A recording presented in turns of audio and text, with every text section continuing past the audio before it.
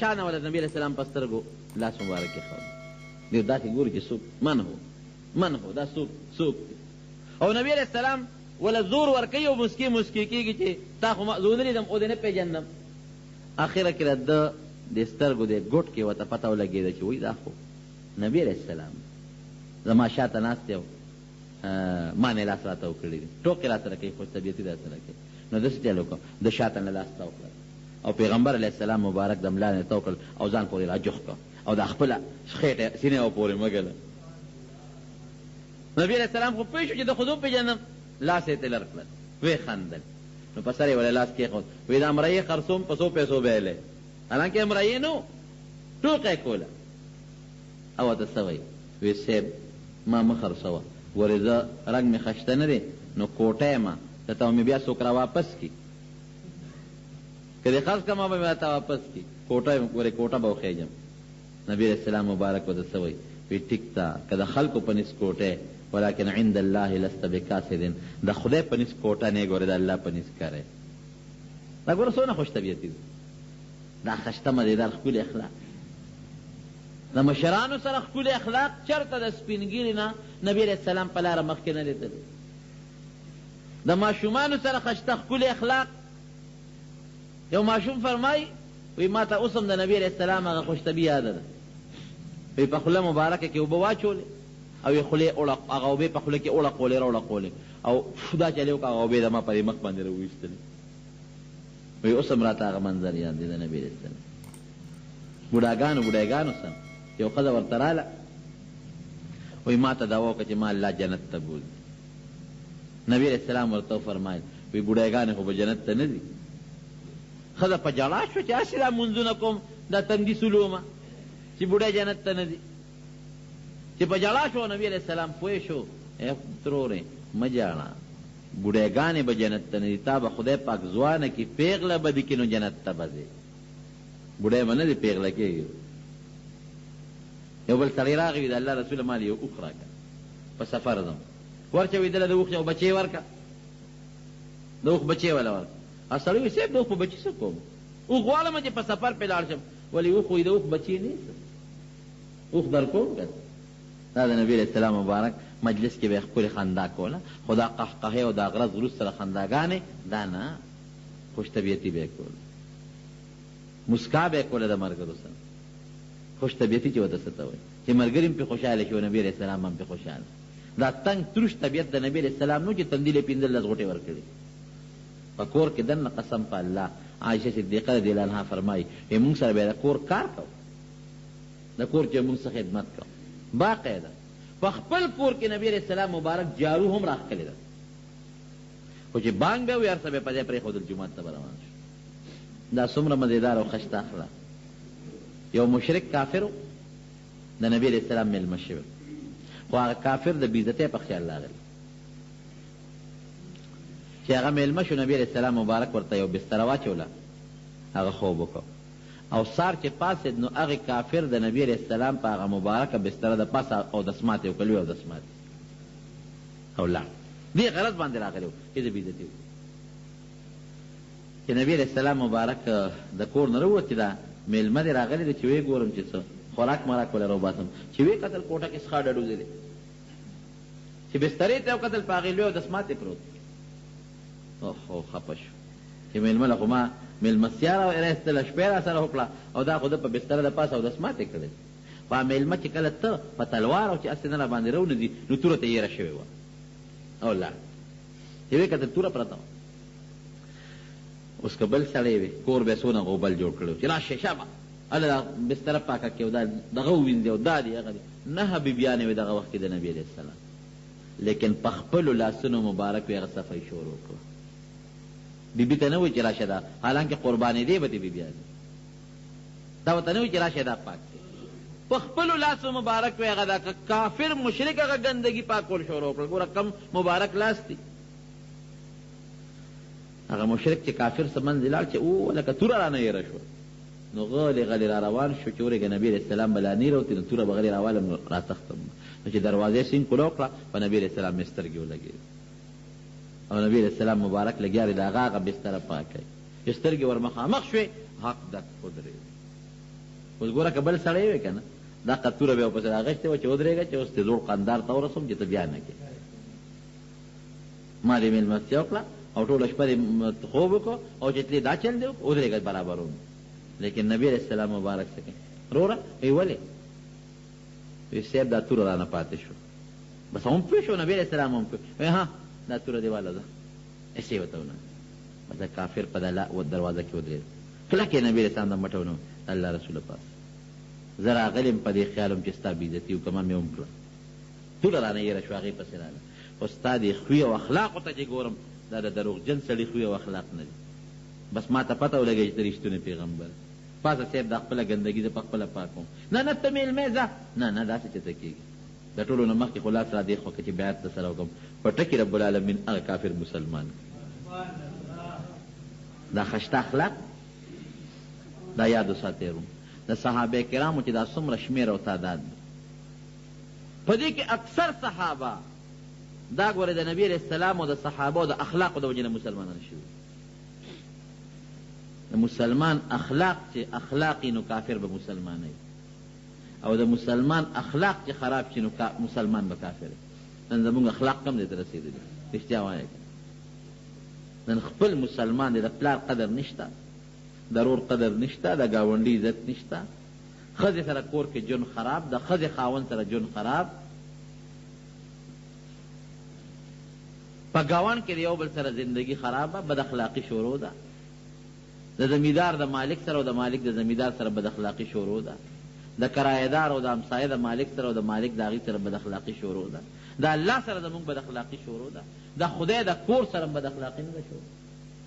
د الله د کور نه چې دا پکې پټېږي او دا جانماز ته پټېږي او مصله ته پټېږي دا وایه د الله سره دشمني نه دا بد اخلاقي نه جانماز د الله د کور نه پټ شي او بیا صاحب د هغه پوډري نه مونږ والو چې راکړه دا جانماز ما ته پته نه ده چې دا د غلا جانماز دی په جانماز به څه کوې مونځ به پې کوې د غلا په جانماز مونځ کوې خره ته پته ده چې د پوډري نه مې واخېست د غلا دی که مونږ د دې غلو نه دا پکي نه اخېستل مونږ ته جانمازونه نه اخېستل مونږ ته کټونه نه اخېستل مونږ ته سامان نه اخېستل دوی به د غلا کوله بیا نه ورشه که نه زمونږ په لویه مقبره کې وګوره هغه حاجي صاحب ولي تابګل حاجي صاحب هغه دغه جوړ کړی و هغه کوی یې ایستې او پمپ یې لګولی شته په مقبره کې نشته مخکې روز جنازې له لاړم وایي د مقبرې هغه دروازه هم چیستې ده د جنازګانو هم چیستې ده خرڅه کړې دا زمونږ اخلاق دي که نه ته به جنازې له لاړ شې جنازه به کې سیکل به د نه بل په مخه کې دقه زمونږ اخلاق سپلی به مخ کې ږدې مخکې جومات ګوره د خدای کور کې سپلی پرتې دي ولې مونږ سپلی د په هزار نه دلته راوړو دلته کېږدو سپلو دی خو هغه دی په جوماتونو کې چې دا مونږ بکسونه جوړ کړي چې سپلی دلته کېږي دا ولې په یریږو چې هغه هندوستان نه هندو را نه شي زمونږ نه سپلی پټې نه کړي د روس نه چې د روسیې را نه شي امریکې نه چې د بش را نه شي دا سپلی پټې نه الله اکبر دا سپلی چې پټوي د جومات نه څوک یې پټوي وایه که نه مسلمان څوک یې پټوي لوډ سپیکر د جومات نه څوک پټوي مسلمان د شوتل هم خلک څوکی کوي ولې د شپې بیا بېګا ظالمانو چا د ما شوتل ری بل په نیمه شپه کې غلا پسې ځه دغې ګړې او دغې غوا به ته پیس کې شوتل لرګي پټول پردي سپېدار وال څانګې پټول دا امریکایان او هندوان راځي هغې له مونږ ګیلې کوو بوش نه ګیله کوو دا زمونږ اخلاق دي که دوکاندار نه چې سودا کوي د هغه اخلاقو ته مو ګوره ته ټماټر یو چې هغه بله چوي سمه جګړه جوړوي مونږ یو چې هغه بله چوي مونږ یو چې هغه بله چوي یا لکه پرې مې د پیسې در په نه کاکا دا نور به زه کم خوړم ښه نسخه په ما خرڅوي ولې بازار کې اخېسته داسې ده که نه او قصاب نه د غوښه چې دا اخېسته الله اکبر چاړه چې تېروي داسې کیې داسې اسوکې تا ته مخامخ کوي داسې نیغ نیغ ورته کوي چې لږه خواشه کوي او هغه تل یې هلته بانډه کړي هغې کې مخکې هډوکې نه کولمې پکې پرتې وي هډوکې خو لا بیا هم زه په ژبه بیا وساتې هغې کې څښا لرې هغه کولمې هغه بین والا شی لاندې ښودي دننه پکې پروت هغه هلته بانډه اوچته ورسره هغه تله پرته نیکان هم پکې شته ټول یو شان نیخ هم پکې شته او چې بیا ورته وې کاکا دا غوښه خو دې خرابه راکړه ځه مړه ته غوښه خوړی چې ټیپر خوره ټیپر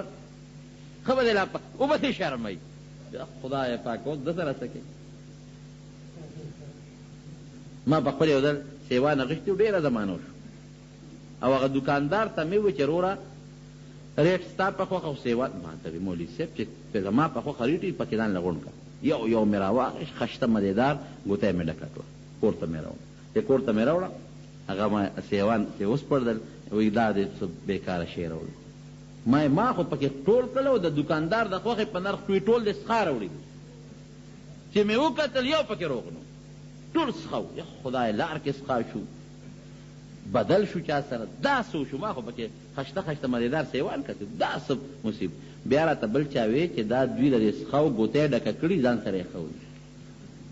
نو چې ته یې وتلې ستا هغه ځان ته پرېږدي او هغه څښا تاله درکړي. چې زه پیسو ته ګورم بس ما هغه پیسې به راوښکلې، زه پرې نه یم پېښ شوی، هغه څښا ګوته یې راله راکړې. زه هم خوشحاله یم چې دا سیوان مې کور ته راوړه، نن کې مې ډیران راوړه. دا مسلمان وایي داسې نه یقین کوه. یو سړي راته خبره کوله، زیره مې ته اخېسته، زیره ما ورته وایي دا توره خشته زیره که راوې اخېسته، وایي دا ما وی او خاصې خوشبویه وه خشته. ما ته وایي دا در چېرته در کوم مولوي صاحب؟ وایي دا ما نمونه ساته دا خرڅوم نه، مې نمونه په تن ولګي دا راکړه دا خشته خوشبویي کوي. وایي نه دا زیره نه ده. څه شی دی؟ وایي دا د اسپو او د اسونو خاشونه دي، ایسنس یې پکې جوړ دی. ایسنس یو قسم د خوشبویۍ دارو دي، اپې د پاسه واچي د زیرې بوی خوشبویي کوي. اوس به په کټوۍ کې د اسونو او د خرو خاشونه خورئ، زیړې به دې نه راځي؟ زیړې راله دم کا مسلمان نه زیراله چې زیړې راله دم کا. دا غال دی. در مساله ټولې خښتې اوړه کوي، درهدارې خېږي او ورته چای دې مه ګوره، ټوله چیل کله هلته لګیا دي رنګونه ولا قسم دې رنګونه ولا ورکوي. هغه پېښور کې هغه بازارونو کې تاسو وګورئ لګیا دي نښتې 2 نمبر رنګ دی، دا 3 نمبر دی، رنګونه ورته لګیا دي، تور رنګونه ولا ورکوي. دغه چای چې دا کم تارول ته په لوښي کې واچوه نو پکې به دونه غونډارې زیات زړه وکړي. دا صرف هم د شپې خوشحالي پیسې شماري مسلمان مې وو. دا اخلاق دي زموږ چې ته په دنیا کې داسې شته. وګورئ نورو ملکونو کې، امریکا کې به دا ټګي پیدا نه کړي، په برطانیې کې به دا ټګي پیدا نه کړي، په جاپان کې به دا ټګي پیدا نه کړي. زما یو دوست جاپان ته ځي راځي، تاسو یقین وکړئ د هغه د خولې الفاظ درته هغه وی هندوانې په جاپان کې وی دونه ګرانې دي چې زه درته نشم ویلی او یې ښې ډېرې دي. نو وی هغوی دا هندوانې راوچتوي چې په کومه هندوانه معمولي غوندې زیړ داغي انه خرڅوي، دا پوټې زیړ داغ. وی ما به ورته وایي چې مونږ نه پیسې والې دا راکړې، مونږ یې خورو. نه دا بیماري پیدا کړي، دا مونږ نه خرڅوو. حالانکې دا دلته کې زیړ داغ ول هندوانې څونه خلک خوري، دا خو څه نقصاني شی نه دی. او نیمه هندوانې په پټي کې پرېږدي او نیمه زمیندار خرڅ له وړي. دی لکه دا نیمه ولې پرېښودې؟ وایي دا چې مونږ پرېنیو دا د حشرات او دا مرغۍ به څه خوري. په ټول جاپان کې د ټریفک پولیس نشته، په ټول جاپان کې د ټریفک پولیس نشته، او په ټول جاپان کې په دنیا کې د جاپان نه زیات ګاډي بل ځای نشته، او چېرته وی روډ بلاک نه شو. هر سړی په خپله د ټریفک د پولیس کار کوي. دلته خو راشه یو دی به هم درته سوزکې په دا منځ کې ولاړي، بل دی به هلته کې د خرې رېړه په منځ کې ولاړه. د خرې رېړې سره به اکثر هغه ډرایور هم دی. اکثر مونږ ته دا مصیبت دی، خرې رېړه ولاړي صاحب به خر سره څه کوي؟ د سړک په دا منځ کې ولاړی. یا لکه هغه سړی څه شو نو هغه سره خو نه لیسنس ته چې څوک یې جرمانه کړي، هغه ته پته نه کاغذونه شته، سړی نشته او چې ته اودسمات یې ترې رېړه د سړک په منځ روانه. دا زمونږ د مسلمان اخلاق. خدای دې اخلاق ښه کړي، قسم دی که زمونږ اخلاق ښه شو، نه پولیس ته ضرورت شته او نه پوج تاجت شته، نه د ملا تقریر تاجت شته او نه د سپین ګیري واز او نصیحت تاجت شته. خو که زمونږ اخلاق او خوی ښه شو. نن پیو پسې خلک د بره کلي نه ښکته دي او د ښکته کلي نه بره دي، پی نه میلاوېږي. ولې؟ اوبه پکې اچي. پخوا به پکې هغه اوبه وي، دا اوبه هم پاک شی دی. ګناه خو ده، سخته ګناه ده چې پیو کې اوبه اچوي، پاک خو دی اوس کل که نه. اوس پکې پوډر اچوي، پوډر خټینګ پی به صاحبه چې ویس کې چی اوس کې رړه به دې داسې شي چې هغه ته به وایي چې خدای تو را باندې بجېږي. هلکه دا چی کې دا تو د کمې راغی، دا هغه د پوډرو هغه پی در باندې ماسته په بازار کې چې خرڅېږي، ماسته خټینګ ماسته به هغه پوډر موډرونه یې جوړوي په خلکو یې خرڅوي. د مارونو دا ټول زمونږ د مسلمان اخلاق دي. خفه نه شئ. د اوبخور د اوبو غلا خلک کوي که نه کوي؟ وایې راته زمیندار یې کړ.